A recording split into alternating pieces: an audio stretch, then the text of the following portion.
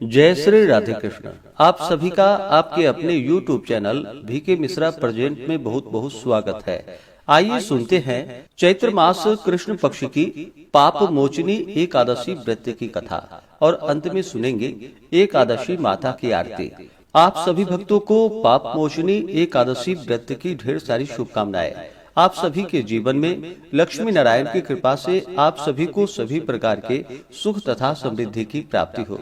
जो भी भक्त सच्ची श्रद्धा के साथ नियम और निष्ठा के साथ पाप मोचनी एकादशी का व्रत धारण करते हैं, इस दिन भगवान विष्णु, माता लक्ष्मी और भगवान कृष्ण के चतुर्भुजी स्वरूप की पूजा करते हैं, तो यह व्रत सभी प्रकार की पाप शायादि को नष्ट कर रिद्धि सिद्धि दाता यह व्रत है।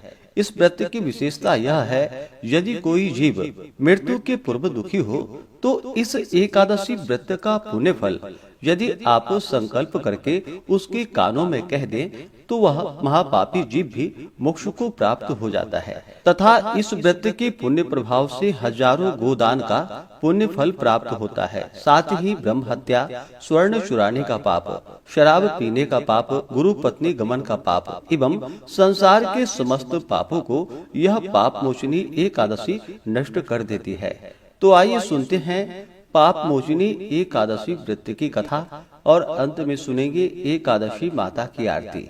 तो बोलिए प्रेम से भगवान विष्णु की जय, माता लक्ष्मी की जय, एकादशी माता की जय, सर्वदेवी देवता की जय। कथा के अनुसार एक बार महाराज युधिष्ठिर अनेक प्रकार के कथाओं को भगवान से श्रवण करते हुए उन्होंने भगवान से कहा कि हे भगवान, आपके श्रीमुख से इन कथाओं को सुनकर मैं कृत्य हो गया, परंतु मेरी अभिलाषा घटी ही नहीं वरन बढ़ती ही जा रही है। उसी के वशीभूत हो मैं आपसे पुनः प्रार्थना करने की धृष्टता करके आगे की कथा सुनने की अभिलाषा रखता हूँ। अब आप कृपा करके चैत्र कृष्ण एकादशी व्रत की विधि एवं महात्म्य का वर्णन कर मुझे कृतार्थ कीजिए। पांडु नंदन के ऐसे बातों को सुनकर भगवान श्री कृष्ण बोले कि हे राजन, यही प्रश्न एक बार महाराज मानधाता ने महर्षि लोमस जी से किया था। अस्तु, अब मैं वही कथा जो महर्षि लोमस जी ने मानधाता को सुनाई थी आज मैं तुम्हें सुना रहा हूँ। ध्यान पूर्वक तुम सुनो। हे राजन, चैत्र कृष्ण एकादशी का नाम पाप मोचनी एकादशी है। इस एकादशी का व्रत करने से मनुष्य पिशाच तत्व से मुक्त हो जाते हैं। अब मैं तुम्हें इसका एक प्राचीन इतिहास सुनाता हूँ, सो सुनो।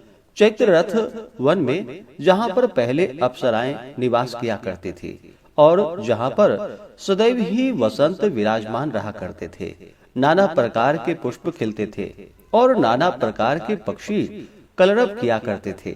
इंद्रादि देवताओं का वह क्रीड़ा स्थल था और किन्नर वहाँ पर विहार किया करते थे।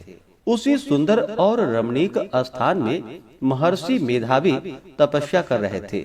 एक दिन मंजू घोषा नाम की एक गंधर्व कन्या ने वहां जाकर मेधावी मुनि का अवलोकन किया और उनको देखकर उन पर आसक्त हो गई।